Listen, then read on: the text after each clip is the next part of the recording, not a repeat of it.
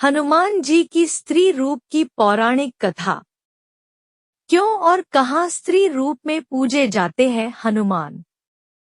एक मंदिर ऐसा जहाँ भगवान हनुमान को पुरुष नहीं बल्कि स्त्री रूप में पूजा जाता है, क्यों सुनकर हैरान रह गए ना? मगर यह सच है। आखिर वो कौन सा मंदिर है जहाँ हनुमान जी की स्त्री रूप में पूजा की जाती है और इसके पीछे का रहस्य क्या है? संकट मोचन हनुमान जी, जिन्हें ब्रह्मचारी कहा जाता है, हिंदू शास्त्रों के अनुसार पवन पुत्र हनुमान बाल ब्रह्मचारी थे। उन्होंने जीवन भर ब्रह्मचर्य धर्म का पालन किया और प्रभु श्री राम की सेवा की। हालांकि कई कथाओं में भगवान हनुमान जी की शादी के भी प्रमाण मिलते हैं, लेकिन शादी के बाद भी वह ब्रह्मचारी के रूप में ही जाने जाते हैं। आपको जानकर आश्चर्य लगेगा, लेकिन दुनिया में एक मंदिर ऐसा भी है जहां हनुमान पुरुष नहीं बल्कि स्त्री के वेश में नजर आते हैं। यह प्राचीन मंदिर बिलासपुर के पास है। हनुमान जी के स्त्री वेश में आने की यह कथा कोई 100-200 नहीं बल्कि 10,000 साल पुरानी मानी जाती है। छत्तीसगढ़ में मौजूद है ये अद्भुत मंदिर। भारत में हनुमान जी के कई प्रसिद्ध मंदिर हैं।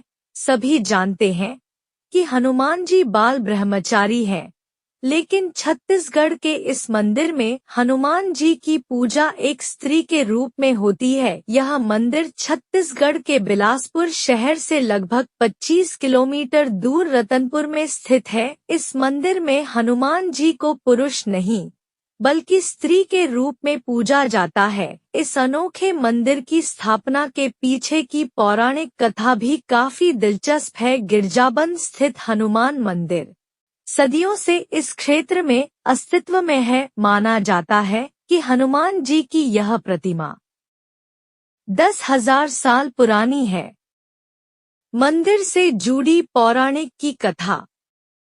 यह प्रसंग लंका कांड का है, जब राम और लक्ष्मण का हरण कर अहिरावण पाताल लोक ले जाता है और अपनी कुलदेवी के आगे बलि देने का निश्चय करता है। हनुमान जी सूक्ष्म रूप में एक फूल में छिपकर उस मंदिर तक पहुंचकर देवी से प्रार्थना कर उन्हें वहां से अंतर्ध्यान होने को कहते हैं और खुद देवी रूप में वहां खड़े हो जाते हैं।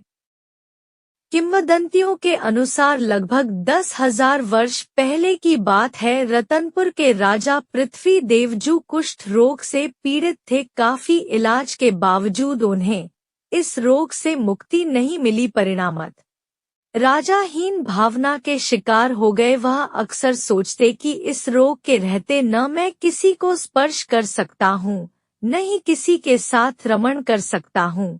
इस त्रास भरे जीवन से मर जाना अच्छा है। सोचते राजा को नींद आ गई। राजा ने सपने में देखा कि संकटमोचन हनुमान जी उनके सामने देवी के वेश में होते हुए भी लंगूर रूप में थे। उनके एक हाथ में लड्डू से भरी थाली और दूसरे हाथ में राम मुद्रा अंकित थी। कानों में भव्य कुंडल व माथे पर सुंदर मुकुटमाला। अष्ट श्रृंगार से युक्त हनुमान जी की दिव्य मंगलमयी मूर्ति ने राजा से कहा, हे राजन, मैं तुमसे प्रसन्न हूँ। तुम्हारा कष्ट अवश्य दूर होगा। तुम मंदिर का निर्माण करवा कर उसमें मुझे स्थापित करो। मंदिर के पीछे तालाब खुदवा कर उसमें स्नान करो और मेरी विधिवत पूजा करो। इससे तुम्हारे कुष्ठ रोग का नाश हो जाएगा। सपने में मिले आदेश पर राजा ने विद्वानों से सलाह कर गिरजाबंद में मंदिर बनवाया। जब मंदिर पूरा हुआ तो राजा ने सोचा मूर्ति कहाँ से लाई जाए। एक रात स्वप्न में फिर हनुमान जी आए और कहा, माँ महामाया के कुंड में मेरी मूर्ति रखी हुई है, उसी कुंड से मूर्ति को यहाँ लाकर मंदिर में स्थापित करवाओ।